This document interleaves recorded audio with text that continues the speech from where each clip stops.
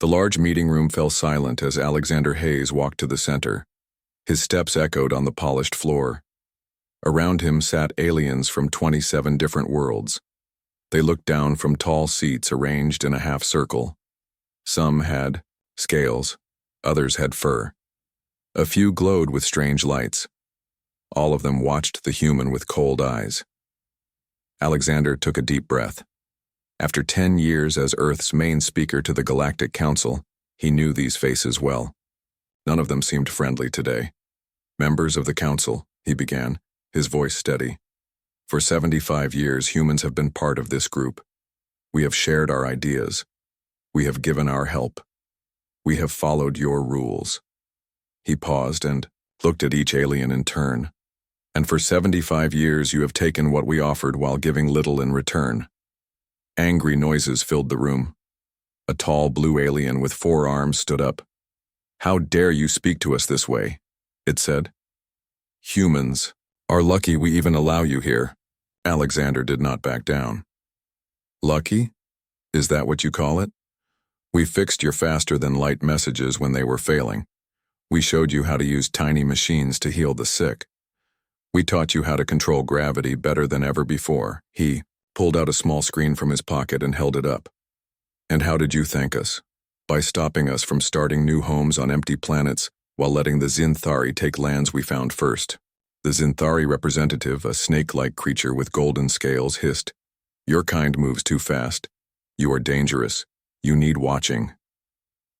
Patricia Winters, standing beside Alexander, stepped forward. She carried a folder with papers inside. Then, "You will be happy to know you won't need to watch us anymore," she said. She placed the folder on the center table.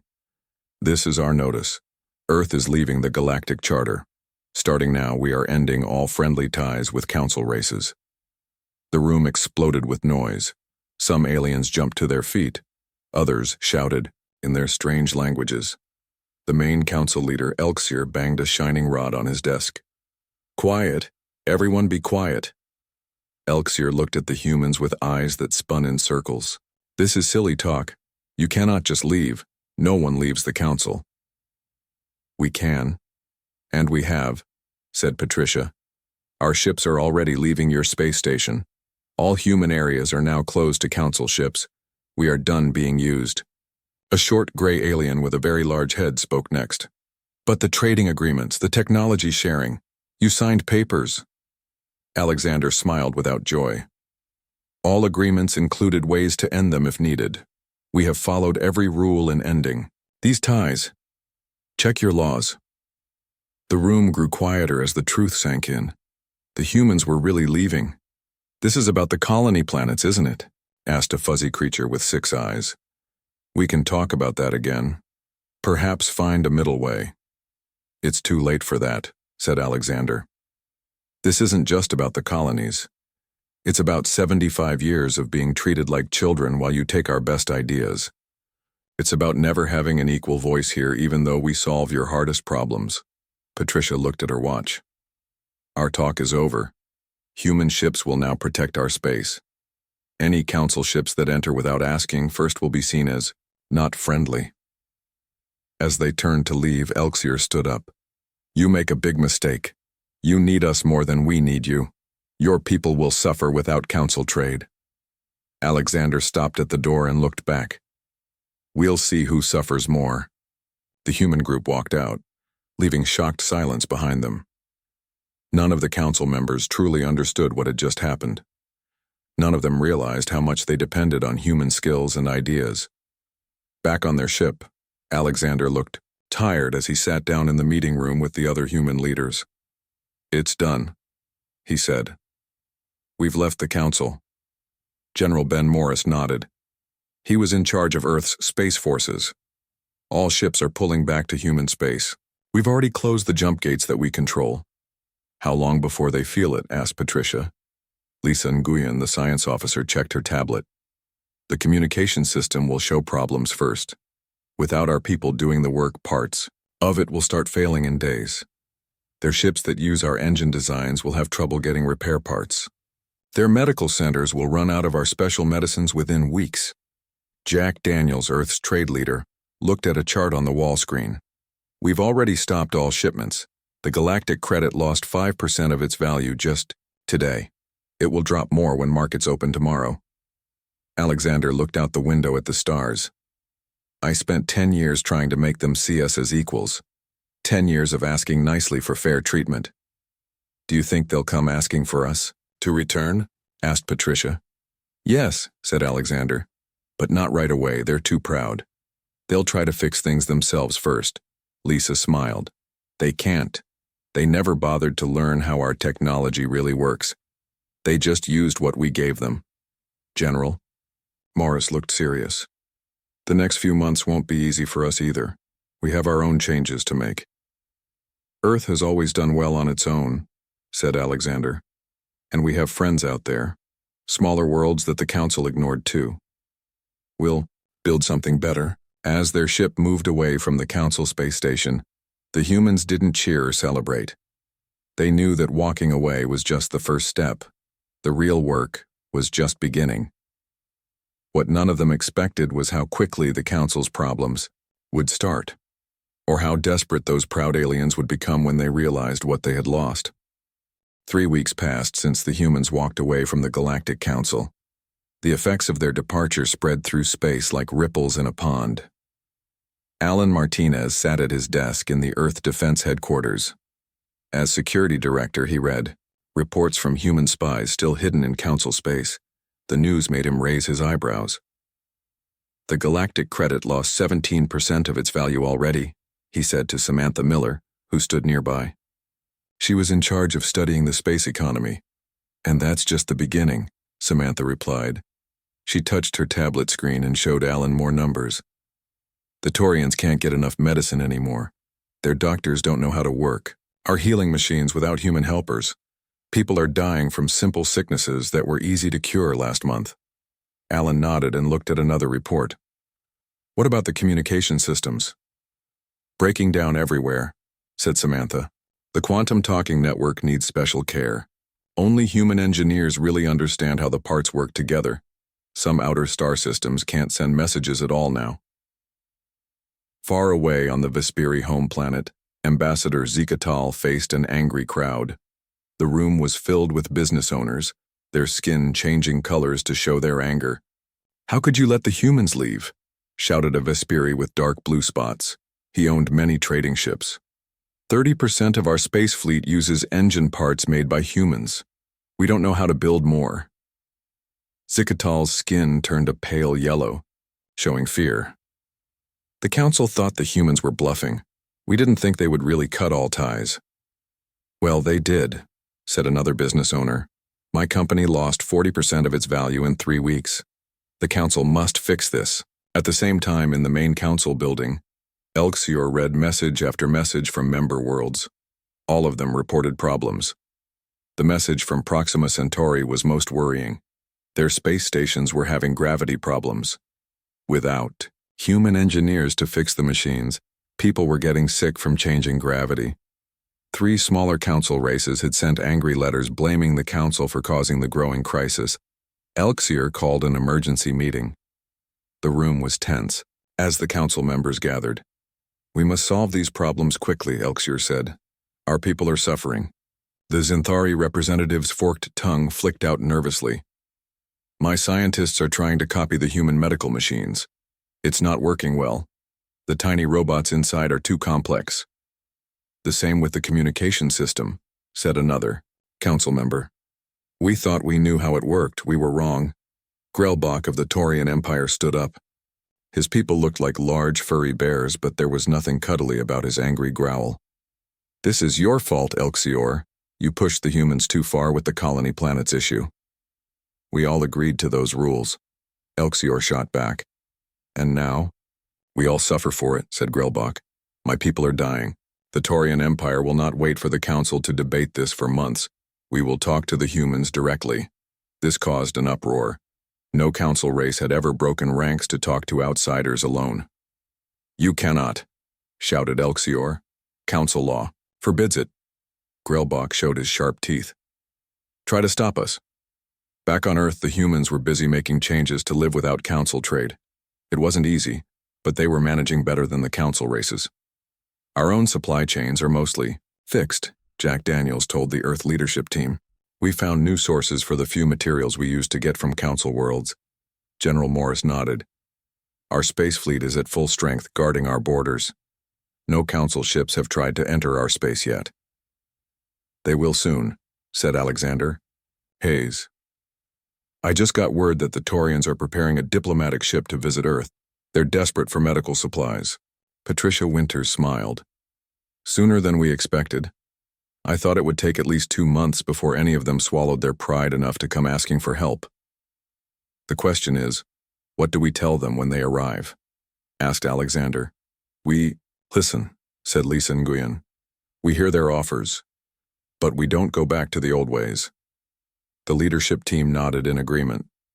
Across the galaxy, other non-council races watched these events with interest. Many had been ignored or pushed around by the council for centuries. They saw how the humans stood up for themselves and wondered if they could do the same.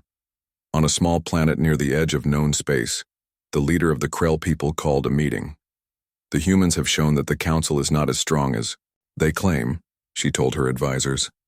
Perhaps it is time we reached out to the humans directly. They might be open to new friends. Meanwhile, on the council space station, Elixir looked out at the stars, worry clear on his face. Reports of failing systems came in every hour. Trade routes were breaking down. Old enemies were testing borders that human peacekeepers once protected. The proud council leader finally admitted the truth to himself. They had made a terrible mistake. They had treated humans like children while depending on them more than anyone realized. Now they would pay the price. On Earth, a warning signal flashed on a space monitor. Alan Martinez checked the screen. A Taurian diplomatic ship is approaching the edge of our solar system, he reported. They're asking permission to visit. Alexander Hayes nodded. Let them come. It's time to show the galaxy that humanity will no longer be taken for granted. The first piece of the new galactic order was about to fall into place much sooner than anyone had expected. The Taurian ship waited at the edge of the solar system. Earth had told them they could come closer, but only with an escort. Now 3 human ships surrounded the alien vessel as it moved toward the meeting place. Space Station Sierra floated. At a point where Earth and the Moon looked equally far away, the humans had chosen this neutral spot for the meeting. Inside a large room with windows facing Earth, Rebecca Johnson prepared her notes. As the new Minister of Extraterrestrial Affairs, this would be her first big test. They're docking now, said Eric Donovan, who stood beside her. He was Earth's trade minister, responsible for all business with other worlds. Rebecca nodded. Remember, we don't need them as much as they need us. We hold the better cards in this game. The door slid open. 5 aliens walked in, each from a different council race. They looked nervous, which was strange to see on beings that had always acted so superior before. Grelbach of the Taurians led the group. His fur was groomed neatly and he wore a fancy uniform with many medals. Thank you for agreeing to meet with us, he said. His voice was deep and rumbling. Rebecca smiled politely. Earth welcomes peaceful visitors. Please, sit down. The aliens took their seats. Besides Grelbach, there was a Zinthari with golden scales, a blue four-armed being from Vesperi, a small gray alien with a large head, and a tall, thin creature that seemed to float rather than walk. We'll speak plainly, said Grelbach. The council made mistakes in how it treated humans. We see that now. The Zinthari nodded. The withdrawal of human technology and expertise has caused problems. Problems? Eric raised an eyebrow. Our reports suggest catastrophic failures in multiple systems. The galactic economy dropping daily. Medical emergencies on 12 worlds. Am I missing anything? The aliens looked uncomfortable. The blue Vesperi spoke next. We're prepared to offer substantial concessions to restore relations. The Council is willing to revisit the colony planet dispute. Rebecca kept her face calm, though inside she felt like smiling. The United Earth government appreciates your visit, but our position remains unchanged. We're focusing on our own development now. Perhaps we could discuss a phased return, suggested the Zinthari. starting with limited technology sharing. You misunderstand the situation, Eric interrupted. We're not negotiating our return. We're informing you of our new independent status. If individual races wish to establish separate agreements with humanity, we'll consider each case separately. The aliens looked at each other with surprise. They had expected humans to jump at the chance to return to the council. Rebecca slid forward a data tablet. These are our terms for any future relationship. Full recognition of human territorial claims, technology sharing that goes both ways equally, and representation matching our contributions. Grelbach read the tablet and his fur bristled with anger. These demands are outrageous. The council would never agree to this. Eric smiled slightly. They're not negotiable, and every day your council talks about it, more of your systems break down. We're prepared to wait. The meeting continued for 3 more hours. The aliens tried different approaches, offering special trade deals, hinting at threats, even appealing to human compassion about suffering on their worlds. The humans listened politely but didn't change their position. Let me be very clear, Rebecca said as the meeting ended. Earth is not rejoining the council under the old terms, ever. We will consider working with individual races who recognize our full rights and treat us as equals. As the aliens prepared to leave, the small gray being approached Rebecca privately. My people, the Kalari, have always appreciated human innovation. We might be interested in a separate agreement as you suggested. Rebecca nodded. Send a proper diplomatic team. We'll talk. After the aliens left, Eric turned to Rebecca. That went exactly as planned. They're desperate but still too proud to admit how badly they need us. The Kalari will break away first, Rebecca said. They've always been more practical than the others. Once they do, it will start a chain reaction. Meanwhile, on the Taurian ship heading back to council space, the alien representatives argued. We must accept their terms, said the Kalari. My world cannot survive another month without human medical technology, Grelbach growled. The council has stood for 2,000 years. We can't let humans dictate terms to us. Then we will make our own agreements with them, said the Kalari. As they offered, the Zinthari's scales changed color with anger. That would destroy council unity. It is forbidden. What good is council unity if our people die? Asked the Kalari. Back on Earth, Alexander Hayes met with Rebecca and Eric to hear about the meeting. So they offered nothing new, Alexander said after listening to their report. Just the same old attitude with a thin coating of desperation, said Rebecca. They still think they can push us around. But the Kalari are ready to break away. Alexander nodded. Good. Once one leaves, others will follow. The council has kept smaller races in line through fear and tradition. That's already cracking. On the main council world, Elxior received the bad news from the diplomatic team. The humans would not return under acceptable terms. Worse, he had reports that 3 member races were considering separate talks with Earth. This could tear the council apart, he told his advisors. We must prevent any member from breaking ranks. But it was already too late. That same day, ships from the Kalari homeworld departed for Earth, without council permission. Their government had decided that survival was more important than council rules. 2 days later, the Arcturians also sent ships to Earth. As builders and engineers, they had always worked well with humans. Now they saw a chance for a better partnership. Across council space, the old order was crumbling. Space stations reported more systems failing each day. Trade ships sat idle without parts. Medical centers ran out of supplies. On Earth, the government prepared for the coming changes. More ships were built to patrol their growing territory. New colonies were planned for the disputed planets. We never wanted to rule the galaxy, Alexander told the Earth Leadership Council. We just wanted to be treated fairly. Now we have a chance to build something better than the old council. And if they attack? Asked General Morris. Alexander looked serious. They won't. They can't even keep their own systems running without us. But we'll be ready just in case. As the Kalari diplomatic ships approached Earth, a new era of galactic relations was beginning. Humanity had walked away from a bad deal, And now the entire galaxy was reshaping itself around that simple, bold action. The consequences had only just begun. 6 months had passed since humans walked away from the Galactic Council. The stars themselves seemed to shine differently now as the balance of power shifted across the galaxy. Oliver Grant stood on the bridge of his ship, the UES Vigilant. As captain, he watched the space around Earth with careful eyes. His job was to protect human borders from any trouble. "Captain, we have 5 ships approaching," said Diane Wells, his communications officer. "They're from the Caldarian meritocracy." Oliver raised an eyebrow. "The Caldarians? They've been loyal to the Council for over 300 years. "Not anymore," replied Diane. "They announced yesterday that they're leaving the Council.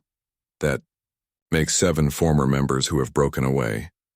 The galaxy was changing faster than anyone had expected. Races that had strong ties to humans were the first to leave the Council. The founding races tried desperately to hold the old system together, but it was falling apart like a house made of sand. "The Caldarians are requesting permission to send a diplomatic team to Earth," said Diane. "Send them the usual welcome message, and escort them to Station Sierra," Oliver ordered. As the Caldarian ships moved closer, Oliver thought about how much had changed. Just 6 months ago, humans had been treated like children by the Council. Now powerful races were lining up to make deals with Earth. On Earth, the government leaders met to review requests from former Council races. The meeting room had a large window overlooking the ocean. Maps of space filled the wall screens, showing which races had left the Council so far. "The Arcturians are offering full access to their Dyson Sphere research," said Jason White, science director. A Dyson Sphere was a giant structure built around a star to capture all its energy. "And the Eridani want to build joint colonies with us along the Perseus arm of the galaxy." President Laura Chen nodded as she listened. She was a calm woman, with gray in her hair, who rarely showed emotion. "Process their requests using our new rules. Give priority to races that fully recognize our rights and offer real technology sharing." "The Caldarians will be arriving tomorrow," said Rebecca Johnson. "Their leader is coming personally. That shows how serious they are." Far away in parts of space where Council power was fading, old problems were growing again. Without human peacekeepers, races that had always disliked each other started fighting over borders again. The Vesperi and Zinthari, who had been enemies long ago, now fought over a small planet rich in rare minerals. Ships from both sides fired weapons at each other, something that hadn't happened in Council space for 100 years. Pirates also grew bolder. These space criminals had always hidden in the spaces between star systems. Now, with fewer patrol ships, they attacked trade routes that were once safe. On the main Council world, Elxior faced angry questions from the races that remained loyal. "How will you stop this rebellion?" demanded the Zinthari representative, his scales dark with rage. "7 races have already betrayed us by talking directly to the humans." Elxior looked tired. His once bright eyes now seemed dull. "We are working on a solution. Our scientists are making progress in understanding human technology." "Not fast enough," said another Council member. "My world has been without proper communications for 3 months. Our economy is failing." What worried Elxior most were reports of 3 completely new alien races making contact with humans directly. These were species the Council had been watching but hadn't officially welcomed yet. By talking to humans first, they were ignoring one of the oldest Council rules. Back on Earth, Alexander Hayes met with the new allies in a large dome building set aside for galactic diplomacy. Representatives from the Kalari, Arcturians, and 5 other former Council races sat around a circular table. "We propose a new alliance," Alexander told them. "Not ruled by a few powerful races like the old Council, but a true partnership where all members have equal voice based on what they contribute." The aliens looked at each other. This was very different from the Council they knew. "How would decisions be made?" asked the Kalari representative. "By voting," said Alexander. "Each member gets votes based on their population, economic contribution, and technological sharing. No single race can control everything." "And military protection?" asked an Arcturian whose crystal-like body sparkled in the light. "Shared responsibility," said General Morris, who sat beside Alexander. Each member contributes ships and soldiers based on their size and ability. We protect each other. The meeting went on for hours as they worked out details. By the end, a new alliance was taking shape, one built on mutual respect rather than the fear and tradition that had held the council together. The next day, when the Kaldarian leader arrived, she was surprised to find representatives from 6 other races, already working with humans. "We feared we would be alone in leaving the council," she said to Rebecca Johnson. Rebecca smiled. "You're part of something new now, something better." Word spread quickly across the galaxy. More races began to question whether staying with the failing council was wise. The Kaldarians were highly respected, and their decision to leave influenced many others. On his ship patrolling the border of human space, Oliver Grant received a message from command. "Be ready for more diplomatic vessels," it said. 3 more races have announced they're leaving the council. Oliver smiled as he gave orders to his crew. "Prepare to escort more visitors to Earth," he told them. The stars looked brighter somehow as his ship moved through space. The old order was falling, not through war or violence, but simply because humans had shown there was another way. In the council chamber, now half empty with so many members gone, Elxior faced the hard truth. The mighty Galactic Council, which had ruled for 2,000 years, was crumbling, all because they had never learned a simple lesson. True power comes from respect, not fear, and the humans had walked away. 1 year had passed since humanity walked away from the Galactic Council. In that time, the galaxy had changed more than in the previous 100 years. Alexander Hayes stood in front of a mirror, adjusting the collar of his formal uniform. Today, he would return to the council chamber, but not as a beggar asking for fair treatment. Today he would speak as the representative of the newly formed Human Allied Independent Worlds, a group of 27 sovereign powers who had joined together. "Ready?" asked Patricia Winters, who now served as Earth's strategic advisor.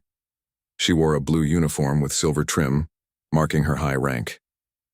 "As ready as anyone can be for making history," Alexander replied with a small smile. Their ship docked at the council station. Looking through the viewport, Alexander could see that even the station itself had changed. Parts of it were dark, where power had been reduced to save energy. Fewer ships moved around it than before. When Alexander and Patricia entered the council chamber, they noticed immediately how different it looked. Nearly half the seats stood empty. Their former occupants had joined the Human Alliance or declared independence from the council. The remaining council members watched with barely hidden anger as Alexander took his place at the central speaking platform, a position once reserved only for the founding races. "On behalf of the 27 sovereign powers that make up our alliance, I bring greetings," Alexander began formally. "We come seeking neither revenge nor control, but to acknowledge a basic truth. Working together requires mutual respect." Council. Chair Elxior, still clinging to his position despite calls for him to step down, responded stiffly. "The Council recognizes the changes in galactic realities.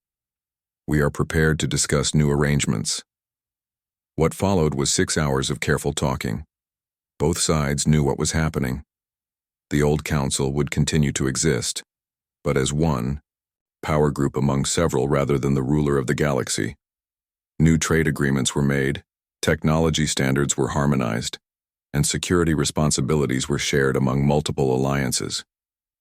During a break in the talks, Patricia met privately with representatives from both council loyalists and independent worlds. "Was this your plan all along?" asked the Zinthari ambassador, a hint of admiration in his voice despite his dislike for humans. Patricia smiled mysteriously. "Humanity never wanted to rule the galaxy. We simply refused to be ruled by it. The new balance works better for everyone, even those who haven't realized it yet." As the meeting ended, Alexander signed the new Galactic Accord. It recognized multiple power centers in the galaxy instead of one ruling council. Each group would control its own space but work together on issues that affected everyone. "This marks a new chapter in galactic history," said Elxior, trying to sound like he was still in charge. But everyone knew the truth. The old power was gone. Back on their ship, Alexander looked out at the stars. I keep thinking about that first day when we walked out. Did you ever imagine it would lead to this? Patricia shook her head. I thought the council would either give in quickly or try to force us back. I never expected half the galaxy to follow our lead. People everywhere want to be treated with respect, said Alexander. We just showed them it was possible to demand it. As their ship pulled away from the council station, the crew didn't celebrate wildly. They understood that independence came with responsibilities. In forcing the galaxy to recognize humanity's worth, they had also committed to proving themselves worthy of their new position. On Earth, President Laura Chen addressed the world's people about the new agreement. Screens everywhere showed her calm face as she explained what had happened.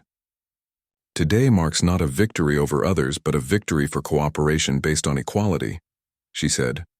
We never sought to replace the Council as rulers of the galaxy. We sought to end the very idea that any group should rule over others. Across human space, people watched her speech. On colony worlds, in space stations, and on ships traveling between the stars, humans felt a new pride. They had stood up for themselves and changed the galaxy without firing a single shot. In his office at Earth Defense Headquarters, General Morris watched the speech with Alan Martinez. We were ready to fight if needed, said the general. I'm glad it didn't come to that. Alan nodded. The best victory is the one where no one needs to die. Meanwhile, in distant parts of the galaxy, races that had never been invited to join the Council began reaching out to the Human Alliance. Species that had been ignored or thought too primitive suddenly found themselves welcomed as equals. The Draxi, insect-like beings from a water world, sent their first ships beyond their solar system with human help. The Volmar, who lived in gas, clouds, and communicated through light patterns, began trading their unique art with other worlds. Even the founding races of the old Council were changing. Some joined the new order willingly, seeing the benefits of true cooperation. Others remained apart, clinging to memories of their former power. But all had to accept the new reality of a galaxy where no single group ruled over all others. 1 year after walking away, humanity had achieved what no one thought possible. Not by conquering, not by forcing others to follow, but simply by refusing to accept unfair treatment. As Alexander's ship returned to Earth, he thought about history and how it moved in strange ways. The old Earth philosophers had been right. Sometimes walking away was the only way to be truly seen. The Galactic Council had learned a hard lesson. In trying to keep humanity down, they had only shown their own weakness. And in walking away, humans had found their true strength. The galaxy would never be the same again, and most beings thought that was a very good thing.